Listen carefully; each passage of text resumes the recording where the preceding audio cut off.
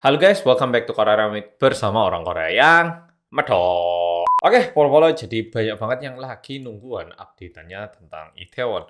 Dan jujur, update-annya ini lumayan banyak dibandingkan yang tak bayangkan. Jujur, setelah video kedua itu aku ngira ya udahlah, udah bakal selesai gitu aja kejadiannya.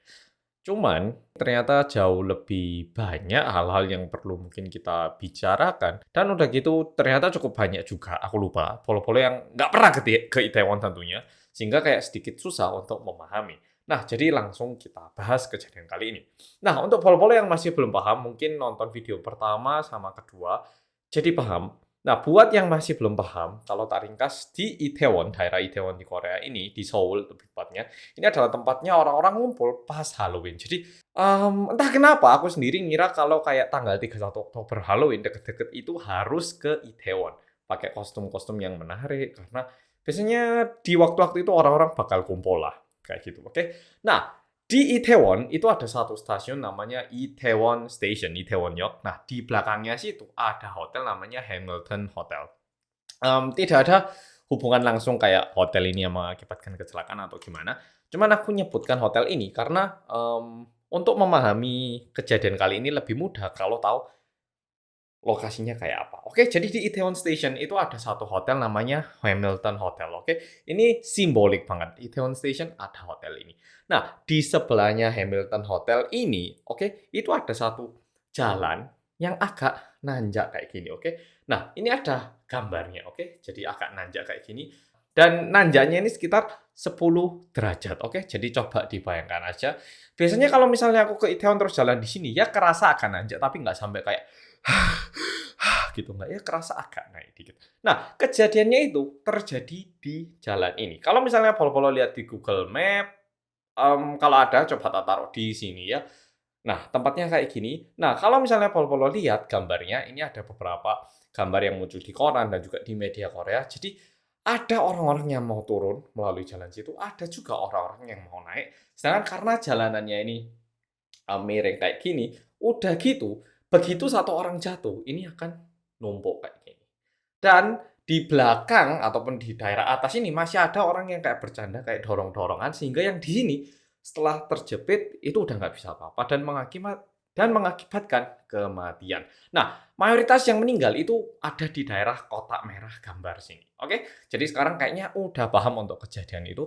Cuman yang dipertanyakan sekarang adalah, Mas, katanya sebenarnya cukup banyak orang udah ngelaporkan ke polisi di kayak beberapa jam sebelum kejadiannya. Tapi apa benar polisi itu tidak mengambil tindakan dan udah gitu, tim 911 itu baru mulai bergerak di jam 10.35.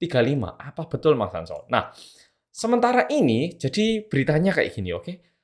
Memang benar, katanya ada telepon masuk pertama di kepolisian. Jadi di Korea itu 112 itu kepolisian, kalau 911 itu di Korea 119. Jadi kalau misalnya ada orang cedera atau kebakaran, kita teleponnya 119. Kalau 112 itu hal-hal darurat, mau maling atau apapun sebenarnya bisa. Dan sebenarnya kalau misalnya salah telepon ke 112 pun bilang, "Oh, ini kebakaran tapi saya salah telepon," mereka bisa bongkar, oke. Nah, telepon pertama pada tanggal 29 itu pada pukul 6.34. Nah, itu ada telepon masuk. Di sini orang yang pertama kali telepon ini bilang, di sini itu ini loh, ada di gang sebelahnya Hotel Hamilton. Di sini banyak banget orang yang, lewat, kayaknya harus ada yang ngatur. Kalau enggak kayaknya nanti bakal ada yang meninggal loh. Sudah ada orang yang memberikan laporan seperti itu. Nah, tidak lama setelah itu pada pukul 8:09 ada lagi orang yang telepon bilang, "Wah, ini orangnya udah bludakan banyak banget, kayaknya bakal ada orang yang cedera kalau ini nggak diatur." Oke, ada telepon kedua. Nah, telepon ketiga itu pada pukul 8:33. Telepon ketiga, di sini orangnya bilang kayak gini, "Nah, di sini mulai ada orang yang berjatuhan, kayaknya bakal ada kecelakaan besar ini kalau nggak diatur." Oke, telepon ketiga masuk. Telepon keempat masih di jam 8, pukul 8:53. Ya, pukul 8:53. Teleponnya ini mungkin udah karena terlalu banyak orang, jadi sinyalnya agak rusak. Ngerti ya kalau misalnya ke acara-acara di mana yang banyak orang, sinyalnya agak terganggu, ada kayak bunyi gangguan sinyal. Habis gitu orangnya bilang kayak gini, "Di sini banyak banget orangnya. Ini loh, ada orang yang udah kayak mau mati karena terjepit. Udah nggak karu-karuan ini, udah kacau balau. Nah, ada telepon kayak gitu dan 7 menit setelah itu jam 9 ada satu telepon lagi masuk bilang, "Ini kayaknya mau ada kecelakaan besar. Please, kayaknya harus ada yang ke sini dan ngatur." Ini udah kacau balau, oke, jadi ada yang telepon lagi dan 2 menit setelah itu pukul 9 menit 2. Jadi kita lihat intervalnya itu dari yang 1 jam, 20 menit kayak semakin sempit. Oke, jam 9 menit 2 ada yang telepon lagi, "Please ke sini, ini wah jalannya harus diatur, kalau enggak bakal ada orang yang mati ini." Udah ada yang gitu.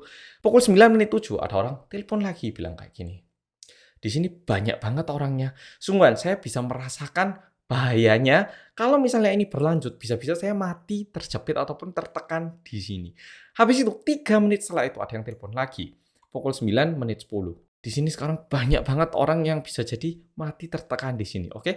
Nah, habis itu entah kenapa mungkin ada gangguan telepon atau mereka udah bosan untuk telepon. Jam 9.51 baru ada telepon. "Halo, di sini kayaknya butuh orang untuk ngatur di sini. Kalau bisa secepat mungkin ya datang ke sini." Kayak gitu. Dan pukul 10 ada lagi orang telepon. Ini saya mau turun jalan kayak susah banget. Ini kalau misalnya nggak diatur bisa-bisa mati di sini tertekan, kayak terjepit gitu, oke. Ada yang telepon dan pukul 10 menit 11 ada orang telepon lagi. Wah, ini udah nggak karu-karuan, bisa-bisa kita mati di sini. Nah, dari list telepon pertama hingga ke 10 ini yang baru ke 11 yang aku ceritakan ini, kita bisa ngerasakan sebenarnya mulai jam 6 ini orang-orang udah ngerti kalau kayaknya ini udah nggak benar kondisinya. Nah, masa polisi nggak berangkat sih Mas Hanso? Pasti ada yang bertanya kayak gitu. Aku sendiri mempertanyakan hal itu. Dan ternyata polisi itu memang memberi respon ataupun juga berangkat seketika mendapat telepon ke 1, 2, 5, dan 6. Nah, di sini pasti, wah polisinya ini nggak karu-karuan ini. Masa ada laporan masuk nggak berangkat? Sekarang kalau misalnya polo-polo baca berita di Korea itu banyak permasalahan yang lagi dibicarakan berhubungan dengan kepresidenan dan lain-lain. Oke, yang ini masih belum pasti tapi keramaiannya tak sampaikan biar polo kalau baca berita lain-lain itu biar lebih paham Kak, kayak, "Loh, kok ada berita yang kayak gini? Kok ada berita yang kayak gini?" Oke. Nah, Presiden Korea saat ini bernama Yoon Suk Yeol. Beliau memindahkan tempat kerjanya bukan di Blue House lagi, tapi di satu daerah lain, di daerah Yongsan. Nah, Itaewon ini di dalam daerah Yongsan, oke. Nah, dikarenakan itu tentu keamanan presiden lebih dibutuhkan ya toh, sehingga orang-orang mikir, wah kepolisian pasti banyak yang terserap untuk menjaga keamanan presiden situ, kantor presiden kan di situ, pasti polisinya lebih sibuk di sana. Nah, ada yang bilang kayak gitu. Sehingga mungkin jumlah polisi di tempat itu kekurangan untuk menghandle situasi Halloween. Oke, ini ada satu cerita pertama. Nah, cerita kedua yang perlu kita ketahui adalah polisi sekarang udah minta maaf. Polo-polo udah lihat di manapun di berita-berita ada kepala kepolisian Korea yang meminta maaf atas kejadian kali ini. Terus bilang kalau polisi di tempat kurang respon lah gimana. Tapi polisi yang ada di TKP itu merasa kayak sangat kecewa dengan pernyataan ini. Nah, di Itaewon, di Hamilton tadi, di seberangnya itu ada satu kantor polisi. Kalau misalnya polo-polo pernah ke Itaewon, pasti tahu. Aku pun waktu jalan lewat depan Itaewon itu ngerti di situ ada kantor polisi kecil. Nah, di situ dinyatakan pada hari itu ada satu tim yang kerja malam itu adalah 11 orang.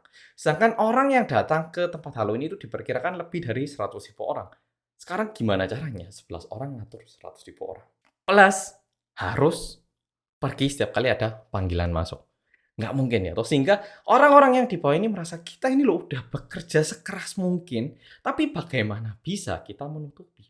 Dan, satu rumor tambahan yang ini di berita pun agak sedikit sensitif karena kalau ini masalahnya menjadi lebih besar, bakal menjadi masalah politik yang salah presiden lah atau siapa, sehingga di berita pun agak gimana ya, Rek, ya. Cuman aku menyampaikan sebagai sebagai pengantara antara Korea dan polo yang di Indonesia.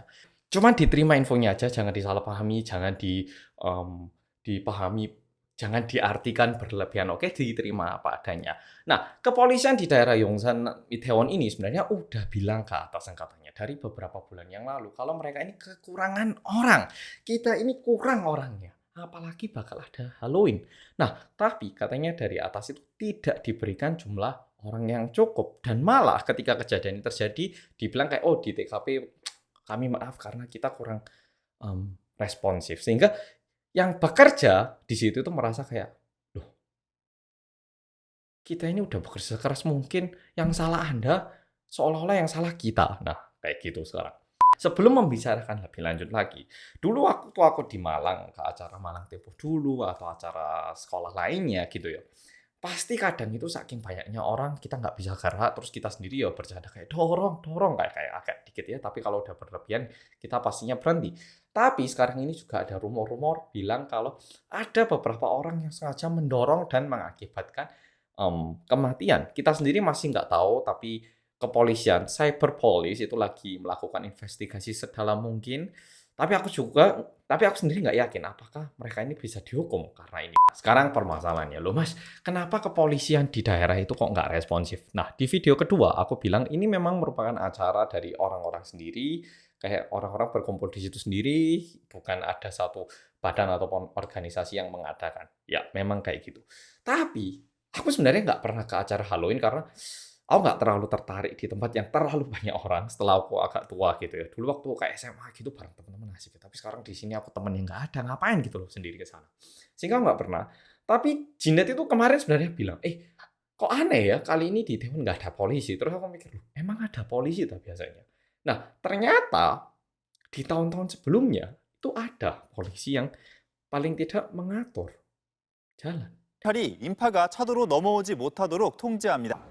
대로변에서 경찰들이 인간띠처럼 서서 병력 단속을 위해 현장에 투입됐지만 경찰관은 분명히 보행자의 Dan bahkan di Busan, di daerah lain, waktu ada acara kembang api, ada 1 juta penduduk kumpul pun, ternyata selalu ada polisi yang datang, mereka juga mengatur jalan di malam hari, sehingga meskipun yang kumpul 1 juta orang, tidak ada kecelakaan yang menyedihkan kayak gini. Sehingga dipertanyakan, ini cuman info yang beredar, oke? Jangan-jangan setelah ganti pemerintah, setelah ganti presiden sekarang ini yang terjadi, oke? Karena Korea habis ganti presiden ya toh. Nah, itu yang membuat keramaian ini menjadi lebih ramai lagi. Nah, berikutnya. Nah, diakibatkan kejadian ini sekarang di Korea itu lagi dalam masa Edo Gigan, yaitu kayak masa berduka cita sehingga mungkin Bolo-Bolo melihat banyak acara-acara di Korea dibatalkan ataupun ada beberapa orang yang tidak melakukan aktivitas khusus, apalagi toko-toko sekitar Itaewon situ untuk menghargai rasa duka cita akan keluarga dan korban yang terjadi di tanggal 29 ini. Oke, nah itu info tambahan. Dan sebenarnya di kejadian kali ini cukup banyak info yang perlu Bolo-Bolo ketahui. Di video-video yang beredar, pertama seperti yang udah aku sampaikan di video kedua kemarin, CPR itu ya, itu memang bisa mengakibatkan patahnya tulang, ya. Dan kedua, ada orang-orang yang bilang, "Kok bajunya dibuka, kenapa? Kok ada cewek-cewek kayak dalemannya pun kayak udah terbengkalai," gitu. Jadi ternyata kalau kayak cewek, kalau menggunakan pakaian yang atas ya, pakaian dalam yang atas BH itu katanya agak menekan sehingga, lebih baik kalau sedikit dilepas katanya. Oke, jadi bukan karena ada orang yang mesum, ada maksud yang gimana, terus bajunya sengaja dibuka mentang-mentang pingsan dipegang-pegang gitu, bukan, tapi itu tujuan medis. Nah, dan kejadian kali ini orang-orang Korea pun sangat berterima kasih kepada banyak orang asing yang sebenarnya cukup berjasa. Ada satu orang Pakistan ini ya, Muhammad Sabir namanya. Nah, beliau ini liburan ke Korea dan ketika kejadian ini terjadi, untungnya ada di situ dan karena beliau ini sebenarnya merupakan kayak perawat di negara asalnya, beliau langsung melakukan tindakan CPR dan menyelamatkan 4 orang. Ya, dari 20 orang yang dia CPR, bayangkan. 20 orang CPR itu capek banget loh pasti. Dan sebenarnya dia sebagai turis bisa bilang kayak, "Loh, ini bukan negara saya, nanti kalau saya ada tanggung jawab gimana?" Tapi orang ini mengambil tindakan untuk bertanggung jawab. Ada juga beberapa pasangan yang melihat seseorang yang terkena kecelakaan di situ, orangnya ini diantarkan ke rumah sakit, habis itu diantarkan ke rumahnya, oke. Jadi sebenarnya di balik kejadian ini banyak banget orang-orang yang melakukan tindakan yang sangat menghangatkan hati. Ada juga orang yang bernama Hyun Jin Young, mantan kayak kepolisian khusus gitu, juga menyelamatkan beberapa orang sehingga tidak terjebak di tempat kecelakaan kali ini. Nah, di luar itu Pol-Pol mungkin udah lihat di TikTok, aku ngeliat like-nya banyak banget. Ada satu polisi Korea yang benar-benar kayak berteriak sekuat tenaga mungkin untuk meminta orang-orang tidak pergi ke jalan situ karena orang-orang nggak tahu kalau di daerah situ ada kecelakaan, please jangan ke sana. beliau benar-benar teriak-teriak berjam-jam hingga katanya pas subuh hari itu udah habis suaranya, tapi tetap kayak meminta kepada orang-orang untuk kembali. Dan ternyata beliau adalah polisi yang udah bekerja selama 7 tahun. Orang-orang Korea pun melihat tindakan orang ini kayak, wah, respect sungguhan. Kita berterima kasih banget kepada polisi-polisi seperti ini. Dan banyak banget dokter ataupun perawat-perawat yang kebetulan lewat di situ juga membantu CPR. Berikutnya ada juga satu dokter bernama Sofia Akhiat dari Amerika. Kebetulan beliau juga di Itaewon dan juga membantu melakukan CPR di tempat. Nah, sebenarnya orang-orang kayak gini sangat membantu. Kalau tidak, aku yakin jumlah korbannya ini bertambah lagi. Dan satu info lagi, sebenarnya CPR ini memang membutuhkan satu kayak sertifikat kalau aku bisa melakukan CPR gitu ya. Tapi pada hari H ada beberapa orang yang melakukan CPR tanpa sertifikat. Nah, pertanyaan, kira-kira orang kayak gini boleh nggak melakukan? Susah dijawab, tapi ternyata di saat kayak gini itu boleh. Daripada karena aku nggak punya sertifikat terus aku nggak mencoba, orang ini udah pasti bisa jadi gagal otak. Lebih baik kita menirukan orang yang lakukan di sebelah. Meskipun ini nggak sempurna, itu membantu karena kita kekurangan orang. Jadi memang ada beberapa orang yang mereka mungkin nggak pernah sertifikat atau pernah belajar itu melakukan CPR di tempat. Dan meskipun mereka tidak selalu berhasil menyelamatkan orang, ada beberapa orang yang berhasil diselamatkan. Jadi, ya itu satu info tambahan. Dan jumlah orang yang meninggal ini ya, ternyata cowok 55, perempuannya 101 orang. Kalau dilihat rasionya, tentu kita bisa membayangkan. Cowok yang secara fisik lebih kuat, memiliki kemampuan lebih untuk paling tidak menyelamatkan diri dari tempat, sedangkan perempuan tergolong lebih lemah ya, atau secara fisik, otot gitu, sehingga korban perempuan lebih banyak.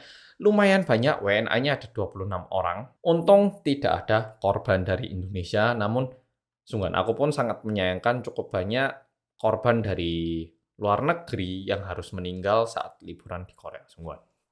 Ini pun aku rasa kayak sebagai warga Korea ngerasa sangat menyayangkan. Kalau misalnya aku ataupun keluarga aku liburan ke luar negeri terus meninggal di situ, wah, aku nggak bisa membayangkan betapa sedihnya. Apalagi mereka datang ke sini untuk liburan dan kematiannya ini diakibatkan suatu kematian yang menurutku mungkin bisa dicegah kalau misalnya lebih diatur lagi. Dan perlu diingat, daerah Itaewon ini memang terkenal agak susah nangkep taksinya karena pas depannya Itaewon Station itu jalannya agak kecil, udah gitu kayak panjang gitu. Jadi untuk taksi masuk itu macet banget, apalagi kalau orang-orang udah turun, itu macet nggak karu-karuan. Sehingga di situ kalau udah macet, udah nggak karu-karuan, ditambah kejadian kali ini pada hari itu, wah pasti macetnya nggak karu-karuan. Sehingga mungkin pertolongan yang mau datang pun sedikit kesusahan, dan itu yang mungkin juga mengakibatkan kecelakaan kali ini lebih parah lagi. Nah, jadi kejadiannya itu paling nggak seperti ini. Kita nggak tahu ya, apakah ada suatu kenyataan lain yang masih belum terungkap ke publik, yang mungkin ada laporan lain yang sudah benar-benar membuktikan kalau ya, jadi sejauh ini infonya kayak gitu. Aku sendiri sangat berhati-hati ngasih info ini karena takutnya kayak terkesan aku menjelekkan polisi atau pemerintah atau gimana. Aku berusaha senetral mungkin dalam menyampaikan pesan ini karena aku sendiri nggak yakin, Rek, ini kayak istilahnya domino itu yang pertama salah itu di mana yang bikin semua ini jatuh sampai di sini. Kayak kesalahan kecil apa yang mengakibatkan meninggalnya orang sebanyak ini. Oke, jadi video kali ini sampai di sini. Terima kasih sudah nonton. Kalau ada update lain bakal tak beritahu lagi, dan kayaknya cukup banyak follower yang tanya masalah Korea Utara dan Korea Selatan saat ini. Kalau tertarik, coba tak carikan infonya juga. Please tuliskan di komen kalau follow pengen ada info tentang itu. Makasih sudah nonton video kali ini dan sampai jumpa di video berikutnya.